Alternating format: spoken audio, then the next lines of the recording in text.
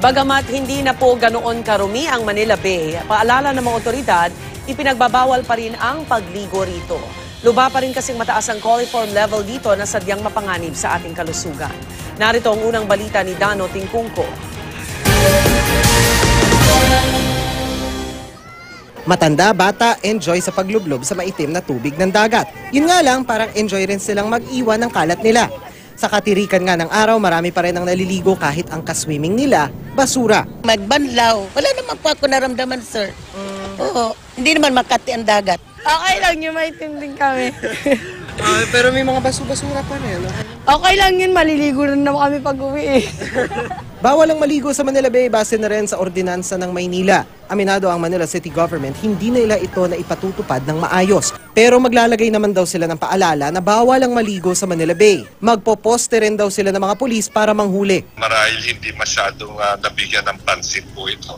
Pero tayo po dito sa lungsod ng Maynila, tuwing na po sa tuwing na talagang ipinaalala natin na ating health department na marumi po ang tubig sa Manila Bay. Sa pag-aaral ng Manila Health Department, pwedeng magkagalis sa pagligo sa Manila Bay. Kung mainom ang maruming tubig, pwedeng magka-gastroenteritis, typhoid fever o hepatitis A.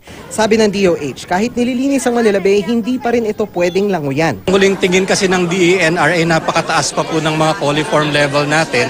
Kaya talaga pong wina-warn natin at ina-advise natin mga kababayan, wag po munang mag-swimming dahil hindi pa po fit for human recreational use ang tubig sa Manila Bay. Namigay ang Maritime Police ng nabotas ng polyeto laban sa pagkakalat sa paligid ng Manila Bay. Meron po tayong municipal ordinances na bawal ang magtapon ng basura. Anti-littering nga po. Lahat po ay pinapatupad na. Kahit yung mga nakahubad, lahat pinapatupad. Para mapalinis nga lang itong kuwan natin. Ito na lang sa Baseco Beach. Halimbawa, sa kinaluluhuran ko ngayon, meron akong mga nakikitang upos ng sigarilyo, mga sipit, mga papel, mga plastic. At ito, kahahango lang ng isang nagmagandang loob galing sa dagat, mga balot ng chichirya, mga pinagkainan, at mga diaper. Pero sabi ng mga naliligo dito, mas malinis na raw ang tubig sa dagat kesa sa dati. Sa totoo lang, mas malinis kasi parang wala ho tayo nakikitang debris o basura.